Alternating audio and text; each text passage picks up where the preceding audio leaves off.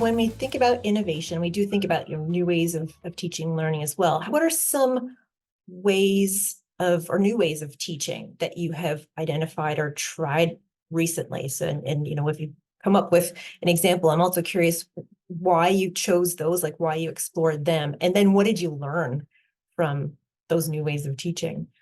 Jeannette, I'll throw that question over to you first. This is an awesome question. This is exciting. So I'll talk about the ungrading just because you mentioned it in the intro, and it was something I tried about 3 years ago. Ungrading is what it sort of sounds like. There are no grades associated with. I use it for labs in a senior course I teach, and there are no grades. I adopted it about 3 years ago because I was having an issue. This is a senior course that I teach, and the grades were getting in the way of the learning. Like, students were not doing well, and they would be in my office in tears. And I'm like, no, but that's the focus is where are you going to end up at the end? That's what but of course they couldn't see that because all they saw was the 60. And I struggled this for many years. And then finally I stumbled upon ungrading and I said, I'm going to try that. And I jumped in and I did it. And it was phenomenal. And I will never go back to grades in that course again. The learning was amazing. The engagement was amazing. The energy was amazing. Everything was amazing. And what did I learn from that? Students are afraid to take risks. They tend to just want to memorize because that's the safe way to get the grade. And the grade is what matters. And once that's removed, all of a sudden, they're excited to learn, and they realize that I really learn if I make mistakes and I can take risks. And it was the most amazing teaching experience I'd had. And it was actually during the pandemic, and it was virtual. So the fact that it worked that way too.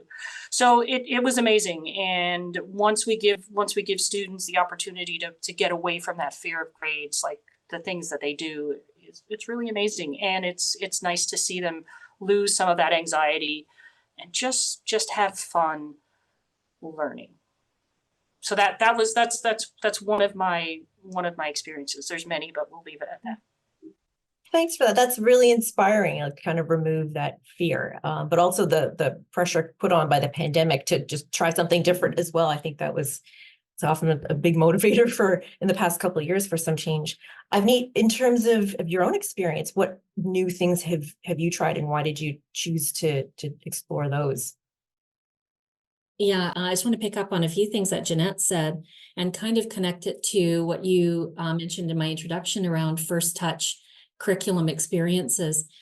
Jeannette talks a lot about what I would say the process of learning, and really centering the classroom on focusing on how students learn, how they make sense of what they're experiencing, the content.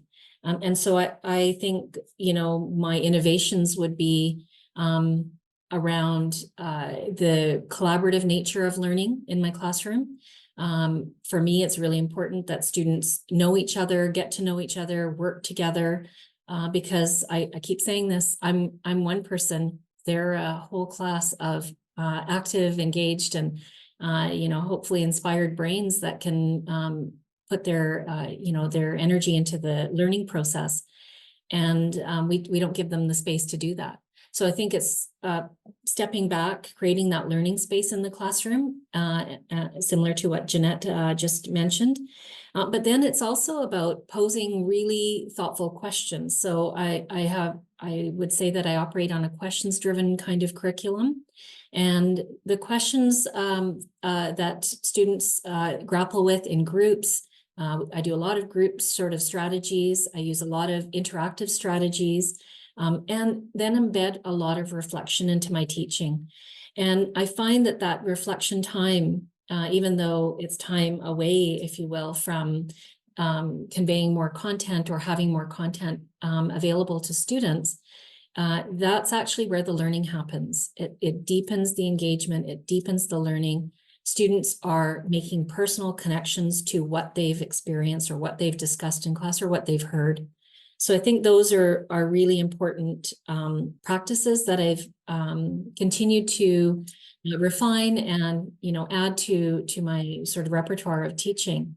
And they've been powerful and effective. And students will say, you know, I didn't realize how important the reflective part of this learning process was until I had time to think and consolidate my understanding. So I would say that, you know, from a first touch experience, handing the curriculum over to the hands of students and getting them to do the thinking, you know, sometimes I think, you know, they should be thinking harder than we do, you know, and so how do we facilitate that in a class? I think that's a core to innovation in teaching and learning.